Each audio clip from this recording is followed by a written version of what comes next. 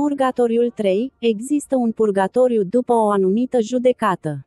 Primii pași catolici. Ilustrat de Eurico din 4 Mene. Există un purgatoriu după judecata particulară. Am văzut, în alte videoclipuri, că pământul este un purgatoriu pentru cei care vor fi mântuiți, că întregul destin al omului este ca o scară a lui Iacov cu 6 trepte și că sunt ca 6 trepte din purgatoriu, a doua fiind trecerea prin moarte, a treia, apariția lui Hristos care supără sufletul, și poate fi mântuită în fața apariției sale. Trebuie deci să reconstituim ceea ce se întâmplă atunci când un om, oricare ar fi trecutul său, destinul său, ajunge în fața lui Hristos. Înainte de o asemenea apariție glorioasă, unde sufletul său, și deci Evanghelia lui este pe deplin revelat într-o clipă, el este însoțit de sfinți și îngeri. El radiază smerenie și dragoste. Persoana este constrânsă de această forță a aparenței, să vorbească în numele lui. Ea vorbește din toată inima, cu toată dragostea, cu toată puterea. Sau, dimpotrivă, să vorbească împotriva lui, și apoi, purtată de apariția lui Lucifer, ea va vorbi din toată inima, cu toată inteligența, cu toată puterea, împotriva paradisului lui Hristos. Este păcat împotriva Duhului Sfânt. Nu există nicio jumătate de măsură, nici călcezie în fața acestui lucru. Ai putea spune că sufletul își vede propriul păcat în lumina lui Hristos. Deci iubirea este totală, absolută. Nu există creștere în dragoste. Nu putem iubi mai mult, pentru că iubim din toată inima. Prin urmare, dacă numai iubirea ar fi suficientă pentru a ajunge în rai, nu ar fi nevoie de purgatoriu. Vederea lui Hristos ar fi suficientă. Datoriile pedepsei sunt iertate din moment ce Hristos le-a plătit pentru noi. De fapt, există o a doua condiție esențială, să-L vezi pe Dumnezeu față în față. Cu siguranță, trebuie să-L iubești. Este esențial. Cel ce iubește merită viața veșnică. El este binecuvântat de Dumnezeu. Dar în plus, pentru a putea susține viziunea beatifică, aceea a unui Dumnezeu treime, infinit, kenoză, smerită în relația sa, în care fiecare om îl pune pe celălalt înainte, mai presus de sine, și unde fiecare ne va pune mai presus de sine, ei bine, trebuie să fim destul de umili. N-am putut suporta mândria noastră mizerabilă, să vedem un astfel de Dumnezeu. Rezultate. În fața lui Hristos care apare în ceasul morții, omul își vede, profund, în primul rând, mândria. Ridicolul mândriei lui, păcatele lui. Și instinctiv, firesc în fața lui Hristos, când îl vede, ea reacționează ca Zaheu, în pildă, îmi pare rău, în povestea din Luca, capitolul 19, Doamne, dacă am greșit aproapele meu, răsplătesc, de 4 ori mai rău am făcut.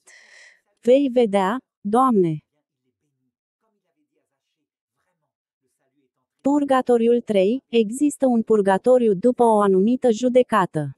Primii pași catolici. Ilustrat de Eurico din 4 Mene. Există un purgatoriu după judecata particulară. Am văzut, în alte videoclipuri, că pământul este un purgatoriu pentru cei care vor fi mântuiți, că întregul destin al omului este ca o scară a lui Iacov cu 6 trepte și că sunt ca 6 trepte din purgatoriu, a doua fiind trecerea prin moarte, a treia, apariția lui Hristos care supără sufletul, și poate fi mântuită în fața apariției sale. Trebuie deci să reconstituim ceea ce se întâmplă atunci când un om, oricare ar fi trecutul său, destinul său, ajunge în fața lui Hristos. Înainte de o asemenea apariție glorioasă, unde sufletul său, și deci Evanghelia lui este pe deplin revelat într-o clipă, el este însoțit de sfinți și îngeri. El radiază smerenie și dragoste. Persoana este constrânsă de această forță a aparenței, să vorbească în numele lui. Ea vorbește din toată inima, cu toată dragostea, cu toată puterea. Sau, dimpotrivă, să vorbească împotriva lui, și apoi, purtată de apariția lui Lucifer, ea va vorbi din toată inima, cu toată inteligența, cu toată puterea, împotriva paradisului lui Hristos. Este păcat împotriva Duhului Sfânt. Nu există nici o jumătate de măsură, nici călcezie în fața acestui lucru. Ai putea spune că sufletul își vede propriul păcat în lumina lui Hristos. Deci iubirea este totală, absolută. Nu există creștere în dragoste. Nu putem iubi mai mult, pentru că iubim din toată inima. Prin urmare, dacă numai iubirea ar fi suficientă pentru a ajunge în rai, nu ar fi nevoie de purgatoriu. Vederea lui Hristos ar fi suficientă. Datoriile pedepsei sunt iertate din moment ce Hristos le-a plătit pentru noi. De fapt, există o a doua condiție esențială, să-L vezi pe Dumnezeu față în față. Cu siguranță, trebuie să-L iubești. Este esențial. Cel ce iubește merită viața veșnică. El este binecuvântat de Dumnezeu. Dar în plus, pentru a putea susține viziunea beatifică, aceea a unui Dumnezeu treime, infinit, kenoză, smerită în relația sa, în care fiecare om îl pune pe celălalt înainte, mai presus de sine, și unde fiecare ne va pune mai presus de sine, ei bine, trebuie să fim destul de umili. N-am putut suporta mândria noastră mizerabilă, să vedem un astfel de Dumnezeu. Rezultate. În fața lui Hristos care apare în ceasul morții, omul își vede, profund, în primul rând, mândria.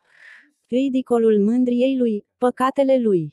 Și instinctiv, firesc în fața lui Hristos, când îl vede, ea reacționează ca Zaheu, în pildă, îmi pare rău, în povestea din Luca, capitolul 19, Doamne, dacă am greșit aproapele meu, răsplătesc, de 4 ori mai rău am făcut. Vei vedea, Doamne.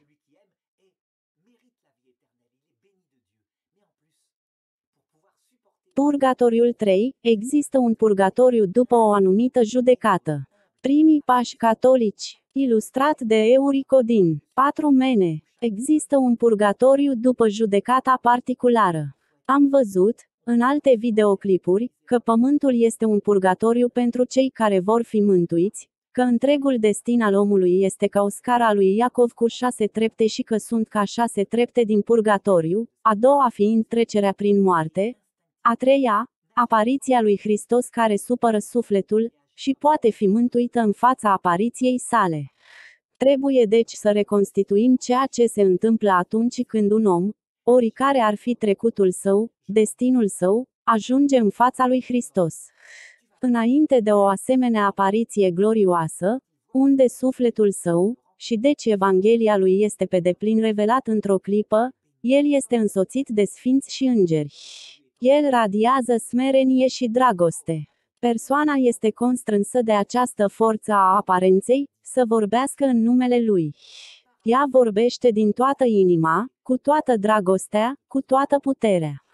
Sau, dimpotrivă, să vorbească împotriva lui, și apoi, purtată de apariția lui Lucifer, ea va vorbi din toată inima, cu toată inteligența, cu toată puterea, împotriva paradisului lui Hristos.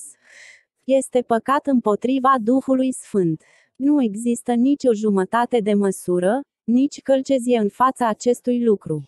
Ai putea spune că sufletul își vede propriul păcat în lumina lui Hristos. Deci iubirea este totală, absolută. Nu există creștere în dragoste. Nu putem iubi mai mult, pentru că iubim din toată inima. Prin urmare, dacă numai iubirea ar fi suficientă pentru a ajunge în rai, nu ar fi nevoie de purgatoriu.